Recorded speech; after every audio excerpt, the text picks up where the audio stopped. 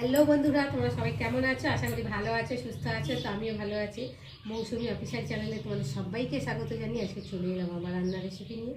তো চলো আজকে আমি কী রান্না করব, কী দিয়ে কী করবো সেটা তোমাদের সাথে শেয়ার করব। তো ফার্স্টে দেখাই, দেখো ডিম আর আলু সেদ্ধ করে নিয়েছি। আর এখানেও সয়াবিনটাকে দেখো কুচো সয়াবিন সেদ্ধ করে নিয়েছি। আজকে কুচো সয়াবিন দিয়ে আলু দিয়ে ডিম দিয়ে একটা রেসিপি বানাবো খুব শর্টকাটের মধ্যে। তো চলো ফার্স্টে আমি তেল দেব।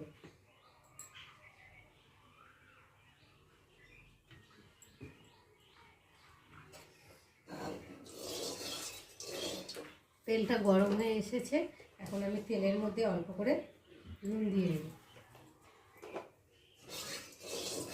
একটু ভালো করে নেড়ে চেড়ে নেব তেলটা। তো দেখো নুনটা দেওয়ার পরে তেলটা গরম হয়ে গেছে, আর এখন আমি একে একে ডিমগুলোকে দিয়ে ভেজে নেব।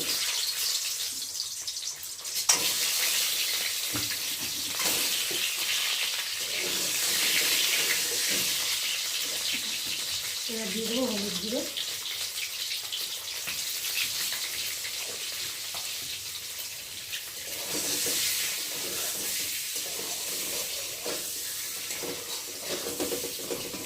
ডিমের ঝোল হবে তো তাই ডিমটাকে আমি হালকা করে ভেজে নেব। এবার একটা লাল লাল করে ভাজবো না, তাহলে ডিমের স্বাদটাই চলে যাবে, থাকবে না। একটু লাল লাল করে ভাজবে। আর এখন আমি একটু খুন্তি দিয়ে ফাটিয়ে দেবো যাতে ঝোলটা ডিমের মধ্যে ঢোকে আর খেতেও ভালো লাগে। তো দেখো ডিমগুলো ভাজা ভাজা হয়ে গেছে, এখন আমি আলুর একটা সাইড করে তুলে নেব।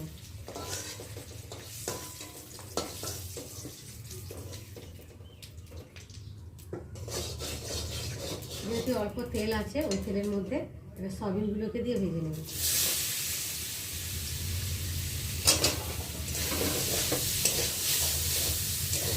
আর রাস্তার পাশে ঘর হলে যা হয়, সব সময় শুধু গাড়ি ঘোড়া আর গাড়ি ঘোড়া, আওয়াজে তো কিছু করাই যায় না, সরানোও পাতা যায় না। দেখতে পাচ্ছে শুধু আওয়াজ হচ্ছে গাড়ি।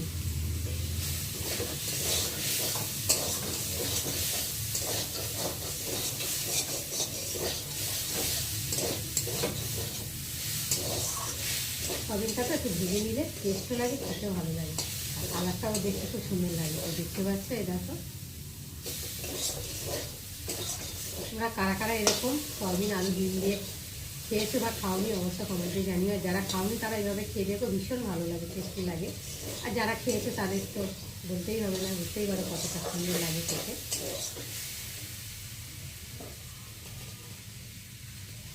এবার আমি সয়াবিনটাকে ঢেলে নেব।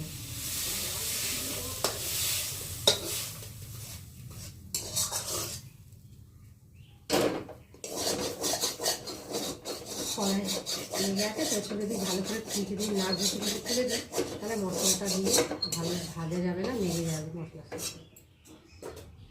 আর এখন আমি আবার তেল দেবো।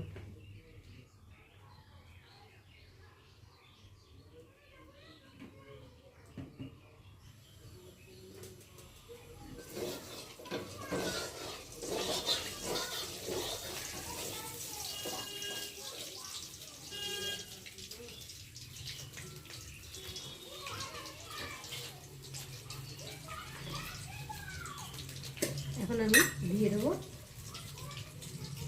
গোটা জিরে। আজকে আমি পেঁয়াজ ছাড়াই রান্না করি। ডিমের জন্য তো পেঁয়াজ দিলে বেশ মুচি মুচি লাগে, খেতে ভালো লাগে না। যখন সোমবার দিয়ে হালকা করে রান্না করলে খেয়ে দেখো সেরকম টেস্টি লাগে। তো দেখো এখন ভালো করে জিরেটাকে ভেজে নেব।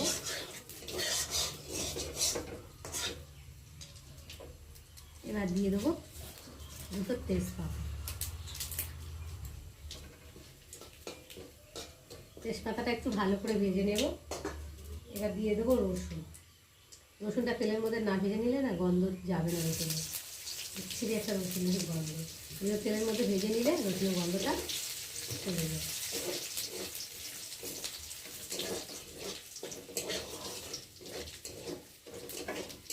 দেখো রসুনটা ভাজা ভাজা হয়ে এসছে, আর এখন আমি এই যে সেদ্ধ করে আলুগুলোকে দিয়ে রসুনের সাথে একসাথে ভেজে নেব।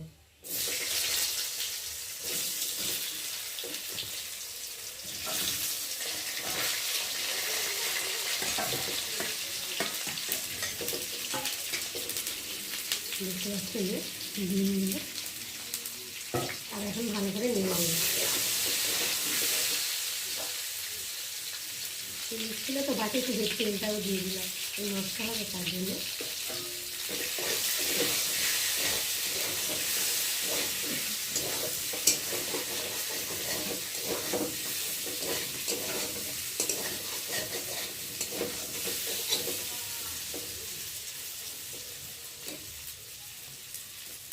এবার দিয়ে দেবো আমি হলুদ গুঁড়ো,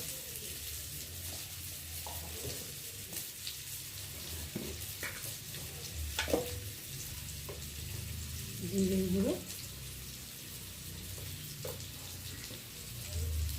আদা বাটা, একটা টমেটো, আর দিয়ে দেবো স্বাদ মতো নুন।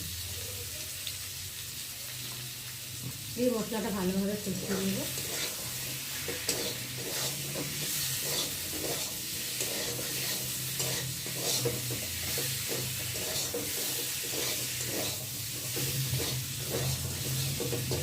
এদিকে মশলাটা আলুটার সাথে ভালো করে কষিয়ে নেবো, আর ততক্ষণ আমি জিরে ফোড়নগুলোকে ঢাকা দিয়ে দেবো, আর দিয়ে দেবো লঙ্কার গুঁড়ো।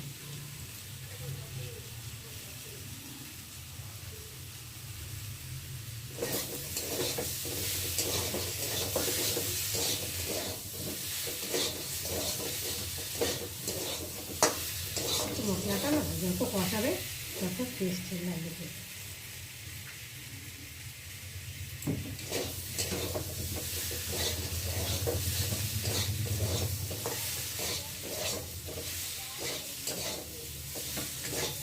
কষানো হয়ে গেছে, আদা রসুনের মশলার গন্ধটাও গেছে। এখন আমি ভেজে রাখা সয়াবিনটাকে দিয়ে দেবো, একটু ভালো করে নেড়ে নেব।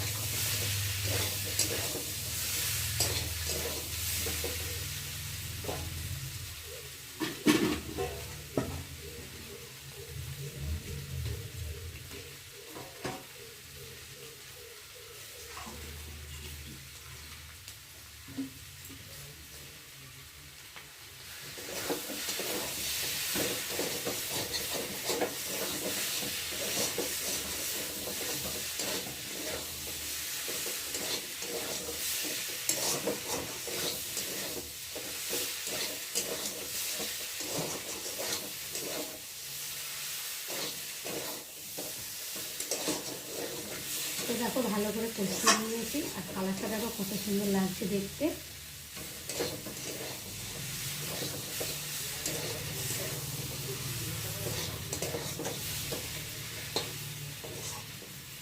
এবার আমি জল দিয়ে দেবো, বেশি জল দেবো না যেহেতু আলুটা সেদ্ধ করা।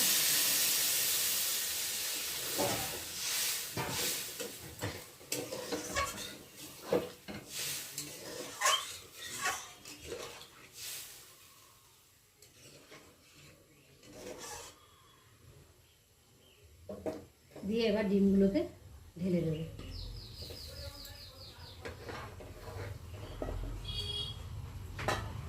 দিয়ে এবার ঢাকা দিয়ে ভালো করে ফুটিয়ে নেব। ফুটাবার পরে যে হয়ে আসবে তখন একটু গরম মশলা, একটু অল্প করে স্বাদ মতো চিনি দিয়ে নাড়িয়ে নেব। তো বন্ধুরা, আজকে আমার সয়াবিন আলুর রেসিপি কেমন লাগলো তোমরা কিন্তু অবশ্যই কমেন্ট করবে, আর ভালো লাগলে লাইক কমেন্ট শেয়ার করো, আর আমার চ্যানেলে যদি নতুন হয়ে থাকো চ্যানেলটাকে সাবস্ক্রাইব করো। আবার তোমাদের সঙ্গে দেখা হবে পরের ব্লগে, ততক্ষণ তোমরা তোমাদের খেয়াল রাখো। তোমরা আমার চ্যানেলটাকে সাবস্ক্রাইব করতে থাকো, আর আমি এদিকে ফোটাতে থাকি। তো